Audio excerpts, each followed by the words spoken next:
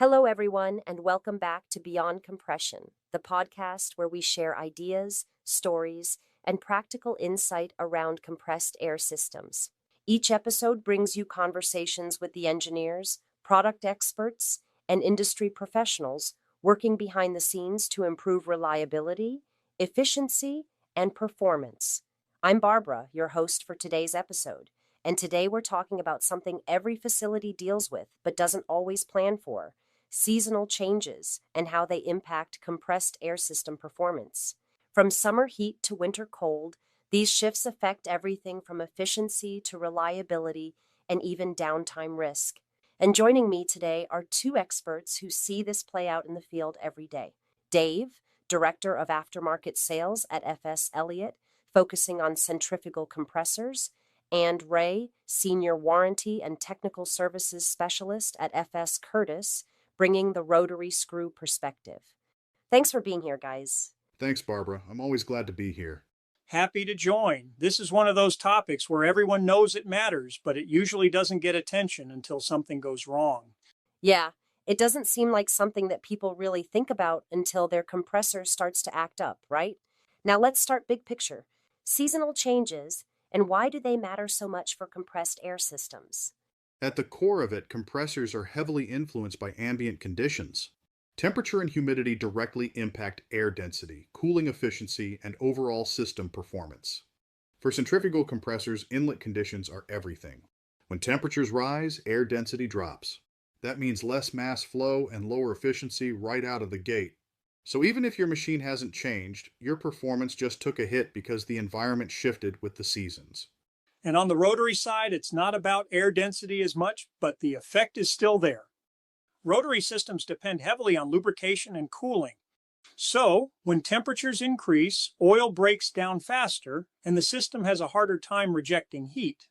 So what you see is higher operating temperatures, more stress on components, and shorter oil life. And like I always tell people, the compressor will keep running until it doesn't. Yeah, and unfortunately, that's always how it goes. So we're talking about different compressor technologies, but same outcome: efficiency loss and reliability risk. But are there common factors across both? Yeah, three things consistently show up actually: cooling effectiveness, lubrication behavior, and moisture management. If any one of those starts drifting, you'll see it in performance. And if two or three drift at the same time, that's when you start getting calls. And most of the time, it's not a sudden failure. It's gradual, a little more energy use, a little less capacity, a few more alarms, until someone finally says, something's off with the machine's performance. Great insight so far. Thank you. And now let's break it down by season and start with summer. What are the biggest risks you see? Summer is all about heat and compounding effects, and one of the most common issues we see is fouled cooling equipment. Intercoolers and aftercoolers collecting buildup over time. When that happens, heat transfer drops, and internal temperatures rise, and efficiency declines. For centrifugal compressors, that also reduces air density through each stage, which impacts flow and turndown capability. So it's not just a temperature issue, it's affecting how the compressor actually operates. Exactly. And on the rotary side, that same heat hits the oil system. Oil starts degrading faster, which leads to varnish, reduced lubrication effectiveness, and increased wear. You might also see more carryover, which creates downstream problems. So it's not just the compressor, it's the entire system feeling it. And humidity plays a role here too, right, Ray? Big time. Higher humidity means more moisture entering the system. If your dryers or drains aren't keeping up, that moisture ends up traveling through the system. And that's where issues start stacking up. All right, now let's flip to winter. What changes? Winter brings colder air, which is denser, so in theory you get better efficiency. But moisture becomes the bigger concern.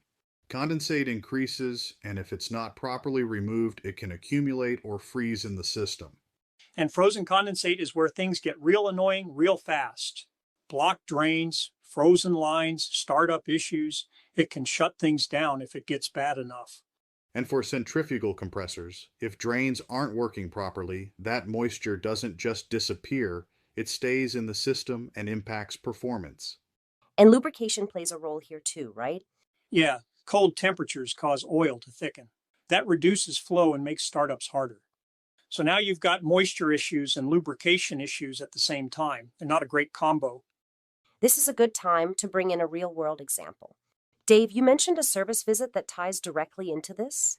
Yeah, this was a good one because it shows how small issues can turn into bigger problems, especially if not detected during regular maintenance and when seasons are changing.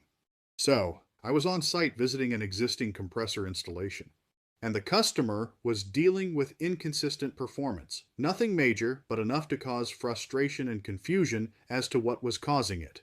Things like moisture showing up in the system and occasional alarms. So, kind of issues seen all around the facility? Exactly. When we looked into it, the compressor itself was fine. The issue ended up with how the condensate drains were installed. Multiple drains were tied into a single discharge line, which created back pressure and prevented proper drainage. So instead of removing moisture, the system was basically holding onto it. That's such a common install mistake that I've seen during my visits, too. It looks clean and then causes problems for years. Yeah, you're right, Ray, and it didn't stop there. The piping runs were long, not properly sloped, and had extra fittings restricting flow. So now you've got condensate building up instead of draining, which gets worse in colder conditions. So, what did you do to fix everything that was going on? We reworked the installation.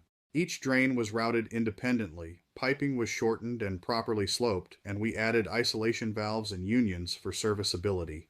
And honestly, it wasn't a huge job, but the results were immediate. Moisture issues cleared up, alarms dropped off, and the system stabilized. That's always satisfying. With a simple fix, but big impact. And I'll add, on the rotary side, this gets even more critical because of oil. You're not just dealing with water, you're dealing with oil-contaminated condensate. If that's not handled correctly, you can run into environmental issues and problems with separators and downstream equipment. So, this is bigger than just performance. Way bigger. It's performance, maintenance, compliance, and cost. And one thing I see a lot is timer-based drains being used where they shouldn't be. They either dump air unnecessarily or don't remove enough condensate. So you're either wasting energy or creating moisture problems, sometimes both. So, moral of the story? Drains matter more than people think. A lot more, actually. They're one of the most overlooked components, but they play a huge role in system reliability. All right, now let's zoom out a bit on this topic for a minute. If someone wants to stay ahead of seasonal issues, what should they actually be doing? From a centrifugal compressor standpoint, focus on the fundamentals. Keep cooling systems clean, monitor lubrication, and make sure airflow is unrestricted. And test condensate drains during your regular scheduled maintenance plan, not just assume they're working. And also, like we discussed today, keep seasonal changes in mind too. And same idea for rotary systems. Watch oil condition, keep heat exchangers clean, and make sure moisture is being removed properly. And I'd add, don't treat maintenance as a once-a-year thing ever. So, it's really about staying proactive. Exactly. Seasonal issues aren't random, they're predictable. If you prepare for them, you avoid the bigger problems. And if you don't, the system will remind you. Not gently, I assume. Not gently. All right, final question for you both. If there's one takeaway for listeners, what would you each say to them? Well, I would like to emphasize that compressor performance is directly tied to your operating environment, and if conditions change, your system has to be ready for that. And follow proper installation and have a maintenance schedule program in place per OEM guidelines. All good advice, Dave. And I'd like to also add, don't overlook the basics. The simple things, drains, oil, and airflow, are usually what cause the biggest problems. Dave and Ray, thanks for joining us today. Great insights from both of you as always. And to our listeners, thanks for tuning in to another episode of Beyond Compression. If your system hasn't been evaluated recently, now's the time to take a proactive approach before seasonal changes turn into performance issues. Check out the resources in the show notes, and don't forget to follow us for more insights and future episodes. Until next time, thanks for listening. And thanks for letting us be part of your journey toward more reliable and efficient compressed air systems.